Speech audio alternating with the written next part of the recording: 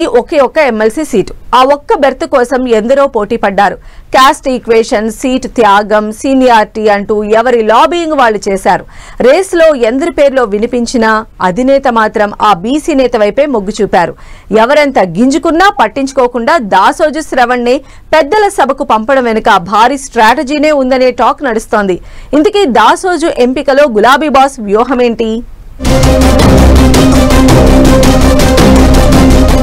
రాష్ట్రంలో 5 ఎమ్మెల్యే కోట ఎమ్మెల్సీ సీట్లు ఖాళీ అయితే సంఖ్యాబలం పరంగా కాంగ్రెస్ కు 4 సీట్లు పోగా బీఆర్ఎస్ కు ఓ సీటు దక్కింది. ఆ ఒక్క ఎమ్మెల్సీ స్థానం కోసం కారు పార్టీలో చాలా మంది నేతలు పోటీ పడ్డారు. OC, BC, SC, ST, caste equations తో పాటు గత ఎన్నికల్లో ఓడిన కీలక నేతలు, టికెట్ దక్కని లీడర్లు, ఇలా ప్రతి ఒక్కరూ ఆ ఒక్క సీటు పైనే కన్నేశారు. తమకు ఎమ్మెల్సీ ఇవ్వాలని తెగ లాబియింగ్ చేశారు. కానీ గులాబీ బాస్ మాత్రం చివరి దాకా టెంపోను అలాగే కంటిన్యూ చేసి చివర్లో బీసీ నేత, తెలంగాణ ఉద్యమకారుడు దాసోజు శ్రవణ్ వైపు మొగ్గు చూపారు.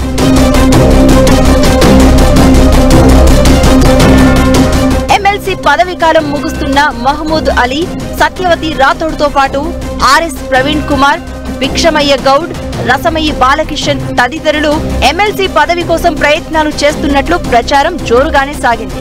కేసీఆర్ సీఎం అయ్యే వరకు చెప్పులు వేసుకోను అని శపథం చేసిన సత్యవతి రాథోడ్ను రిన్యువల్ చేస్తారని టాక్ వినిపించింది. ఈ మధ్యనే ఆమెను మండలిలో పార్టీ విప్గా నియమించడంతో ఆమెకు మరో ఛాన్స్ ఖాయమని చాలా మంది. ఇక గతంలో సోషల్ వెల్ఫేర్ స్కూల్స్ లో ఉన్నత స్థాయిలో పనిచేసి తర్వాత స్టేట్ లో బీఎస్పీని లీడ్ చేసి లోక్సభ ఎన్నికలకు ముందు బీఆర్ఎస్ లో చేరిన ఆర్ఎస్ ప్రవీణ్ కుమార్ కు ఎస్సీ కోటాలో అవకాశం ఖాయమనే చర్చ కూడా చివరి వరకు సాగింది. అయితే ఎక్కడా బయటపడకుండానే ఆ ఒక్క ఎమ్మెల్సీ సీటు కోసం కేటీఆర్ కు అత్యంత సన్నిహితంగా ఉండే ఓ మాజీ ఎమ్మెల్యే తీవ్రంగా ప్రయత్నించారట. కేటీఆర్ ను కలిసి తనకు అవకాశం ఇవ్వాలని కోరారట. తన చేతుల్లో ఏం లేదని బాసును కలిసి మాట్లాడమని చెప్పడంతో కేసీఆర్ ను కూడా కలిశారట సదరు నేత. కుదిరితే తనకు, లేకపోతే ఆర్ఎస్ ప్రవీణ్ కుమార్ కైనా అవకాశం ఇవ్వాలని ఆయన విజ్ఞప్తి చేసినట్లు తెలుస్తోంది. అయితే నీకు ఇవ్వడం కుదరదంటూ ఆ మాజీ ఎమ్మెల్యేకు కేసీఆర్ ఖరాఖండిగా చెప్పినట్లు పార్టీలో చర్చ జరుగుతోంది. నీ వయస్సు, అనుభవం కంటే పార్టీ ఎక్కువ అవకాశాలు ఇచ్చిందని ఆ యువ నేతకు గుర్తు చేసి మరీ గులాబీ బాస్ గుస్సా అయినట్లు గుసగుసలు వినిపిస్తున్నాయి.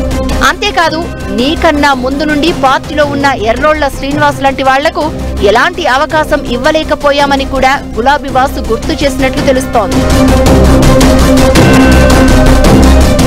రేస్లో ఉన్నారని ప్రచారం జరిగినప్పటికీ ఎమ్మెల్సీ పదవి కావాలని అడగకుండానే దాసోజుకు ఎలా పదవి దక్కిందని అంతా చర్చించుకుంటున్నారు. అయితే దాసోజుకు ఎమ్మెల్సీ పదవి కట్టబెట్టడం వెనుక చాలా కారణాలు ఉన్నాయని పార్టీ వర్గాలు చెప్తున్నాయి.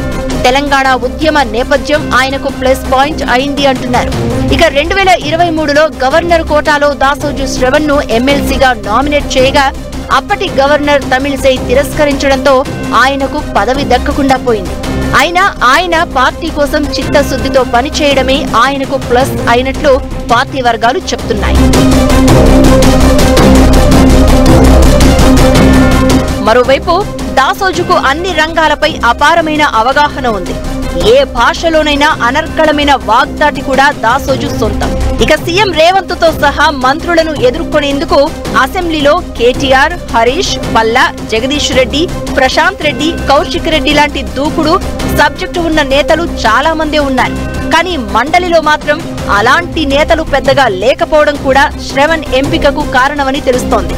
పార్టీ తరపున ఎమ్మెల్సీలు ఉన్నప్పటికీ దాసోజు అయితేనే సీఎం రేవంత్ తో పాటు మంత్రులను మండలిలో ధీటుగా ఎదుర్కొనగలుగుతారు అని కేసీఆర్ భావించారట.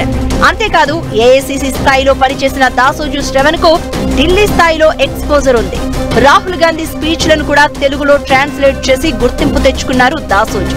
ఇలా అన్ని అంశాలను పరిగణలోనికి తీసుకుని ఇప్పుడున్న పరిస్థితుల్లో దాసోజు అయితేనే కరెక్ట్ అని భావించారట కేసీఆర్. అన్నిటికన్నా ముఖ్యంగా రేవంత్ తో విభేదించి కారెక్కడం కూడా దాసోజుకు కలిసి వచ్చిందనే టాక్ వినిపిస్తోంది. రేవంత్ ను కౌన్సిల్లో నిలదీయడమే దాసోజుకు కేసీఆర్ ఇచ్చిన మెయిన్ టాస్క్ అనే చర్చ కూడా సాగుతోంది. ఇన్ని ఈక్వేషన్స్ మధ్య ఎమ్మెల్సీ పదవి దక్కించుకున్న దాసోజు అధినేత నమ్మకాన్ని ఎంతవరకు నిలబెడతారో చూడాలి మరి.